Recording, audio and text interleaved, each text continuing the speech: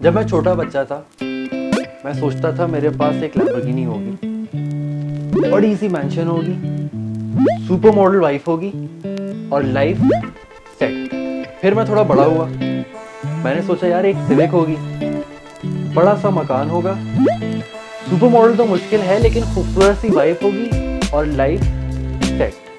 फिर मैं थोड़ा और बड़ा हुआ, मैं पैसे कमाने लगा, मैंने सोचा एक छोटी सी गाड़ी हो, एक अपार्टमेंट होगा, अरेंज मैरिज कर लेंगे और लाइफ गुजर ही जाएगी। तो उन भाइयों के लिए पेश खिदमत है Suzuki Alto VXL।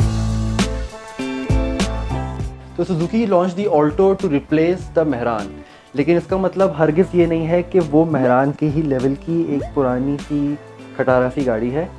It's a good इश replacement for a very very bad car.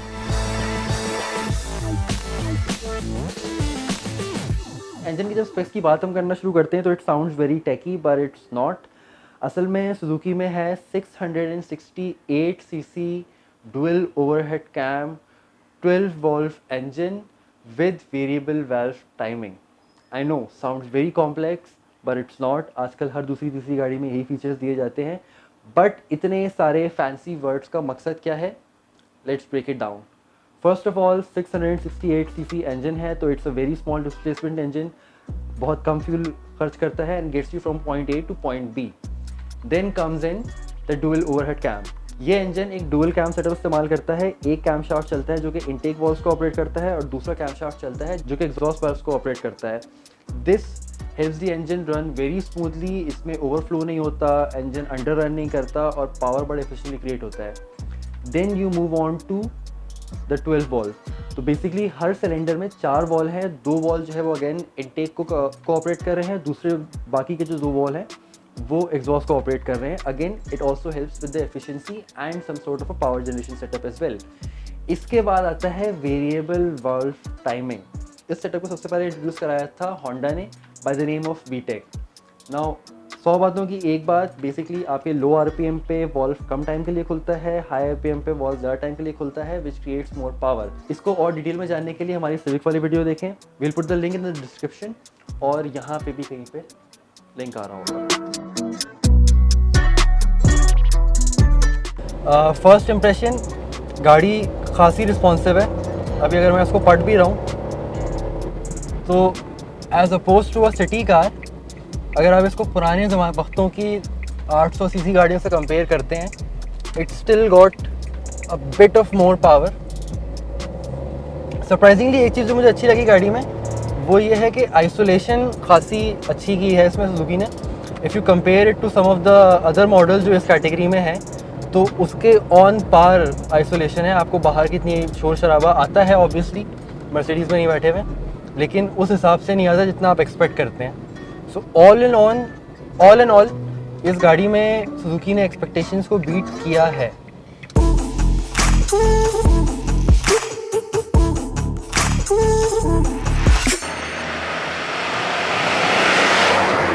तो हैंडलिंग वाइज में बोलूँगा गाड़ी को, ऑब्वियसली परफॉर्मेंस वाइज हैंडलिंग नहीं है इसकी, बट सिटी ड्राइविंग के हिसाब से अगर देखा जाए टर्निंग रेडियस का बहुत अच्छा है, खासी मनूवरेबल गाड़ी है।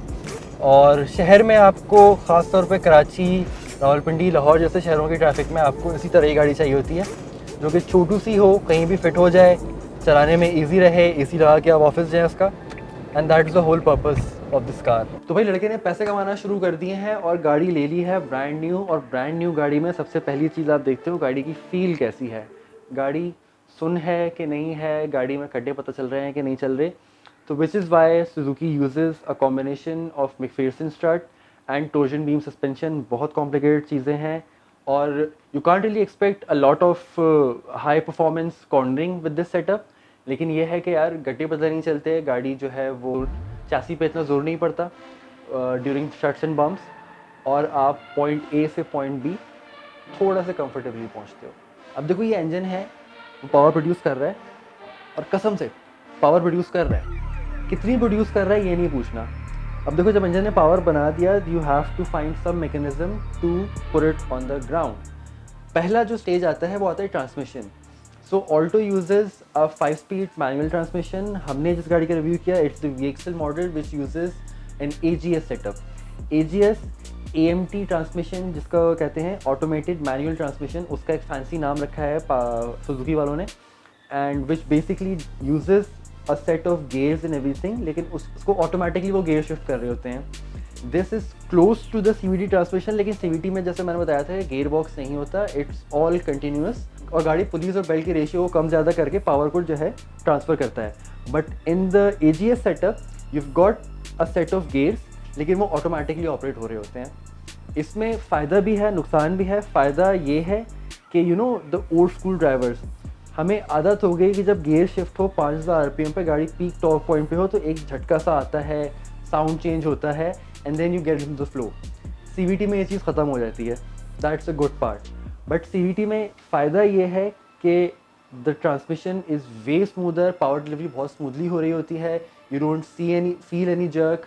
और कभी ऐसा होता है ना कि अक्सर आप जो है ऑटोमेटिक गाड़ी चला रहे होते हो, ब्रेकर पे स्लो होते हो, and the car takes a bit to figure out कि कौन से गियर में जाना है, कितना स्लो करना है। CVT उसको फ़ौरन के फ़ौरन शिफ्ट कर देता है। सो कौन सा सेटअप आपके लिए बेहतर है, it's totally up to you, but then again we talking about a budget car here, तो इतने पैसों में इतना ही मिलता है।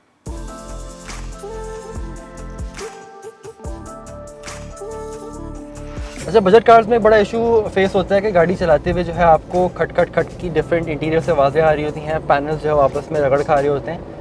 इनफैक्ट किसी गड्ढे पे भी जाते हैं आप, मैं इसको चला रहा हूँ मैजिक आइस पे गाड़ी, and you can't really hear those crackles और इस तरह के नॉइसेस जो होते हैं।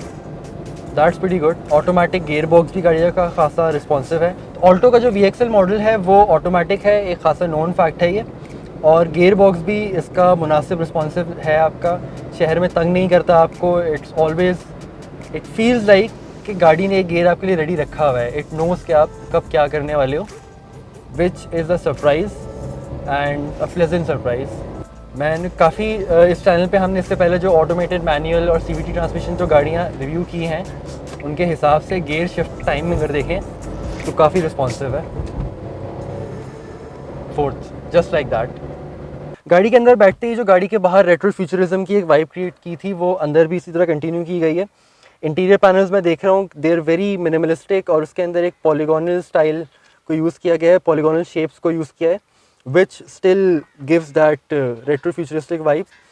सारे गाड़ी के कंट्रोल्स एक ही जगह पे मौजूद हैं along with the gear shifter, और गियर शिफ्टर में जो है मैं सेटिंग्स देख रहा हूँ, so you got neutral, drive and reverse. इसके अलावा ऑटोमेटेड मैनुअल का ऑप्शन भी है इसमें।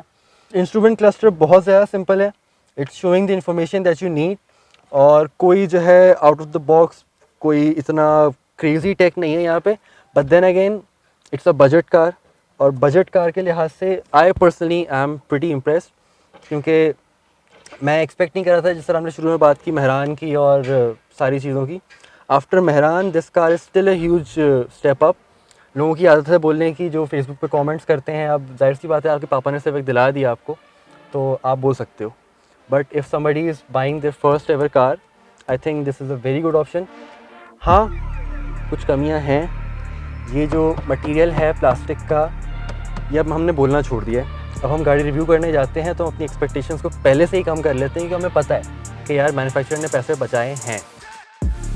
सरप्राइजिंगली इस गाड़ी में एयर बैग्स भी हैं। Now the car that this car is replacing, उसमें एयर बैग जैसे सेफ्टी फीचर्स के बारे में सोचा भी नहीं जा सकता था।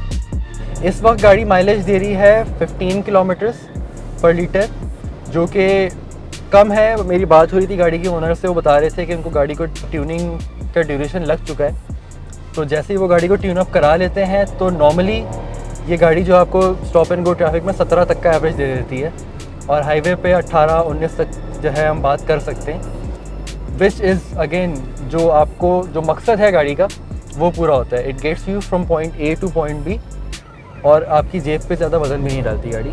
ऑल्टो में रेव नेशन को एक और सरप्राइज़ मिला, विच वॉज रिट्रैक्टेबल मिरर्स। एक बटन दबा के मिरर खोले और बंद किए जा सकते हैं।